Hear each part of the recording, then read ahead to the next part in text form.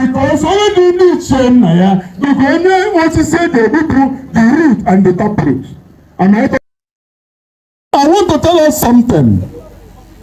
Ọ bụrụ na anyị echighi azụ chọọ Chineke chi nke ala nna anyị kpọọ ụmụ mmadụ na be anyị ife ma kpọọ na be anyị ife ndị ọjọọ ga-abata kpara na be anyị because mgbe ị tụrụ ife nketa gị onye ọzọ dị mkpa ga-ewere ya and the pure truth bụ na gịnị ka fa chọrọ wee bịa na mbụ from the onset ife anyị nwere na be ụlọ ka fa chọrọ bịa abịazie bịa ghọrịa gị iwere ọrụ wee hate yourself.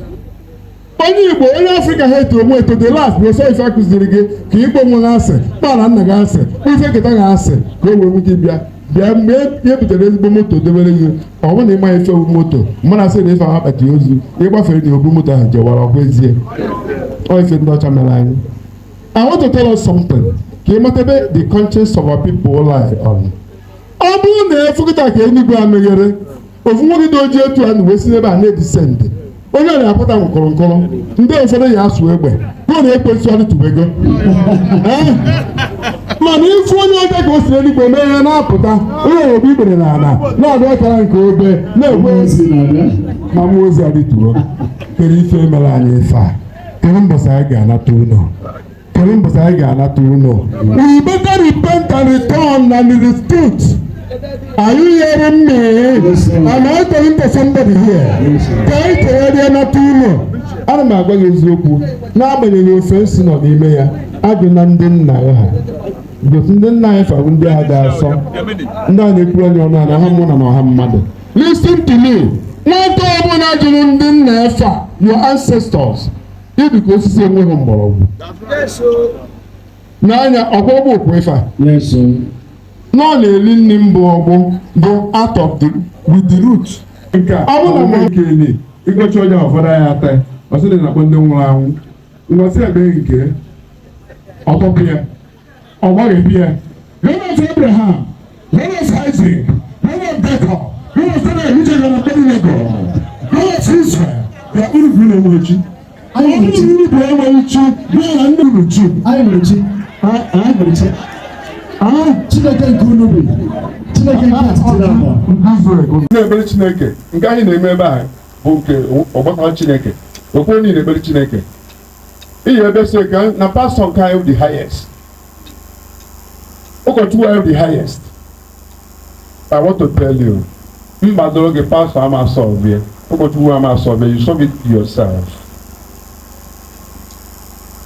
N'otu onye Igbo na-ada ụbịawa ụka ya nye ga-egosi ebe o si ebute crayfish n'ọlọnị ị na-anụrụ nke ọma. Yes, sir. God is not far fetched from man. Sị enwe n'ime ma na-ebuchi. Ma na-ebuchi. Sị ma na-ebuchi dịrị onwe gị. Ma na-ebuchi nyere onwe gị. O nweghị onye ọzọ ga-ekpebiri gị ife gị na ndụ gị na-abụghị isi imetalụ onwe gị.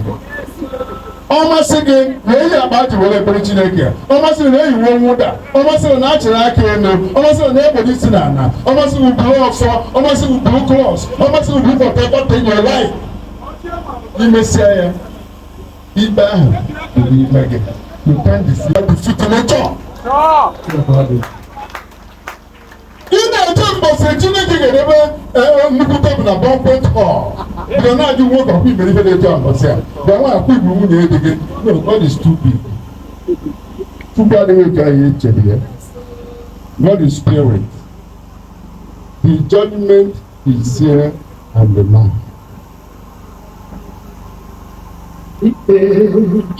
Hold it. Bente, ime edu ugbu a n'oge a. Mbụrụ onye obi mmadụ dịka m na-agwa okwu a taa obi nyere amamikpe ebe a sị chetakwa mmadụ onye ahụ igwe orule chetakwa mmadụ onye gara onye ụra chetakwa mmadụ onye gbara pin epụ ya amaghị irrespective of your religion and your belief irrespective of your position you can't cheat nature and you can never defeat nature.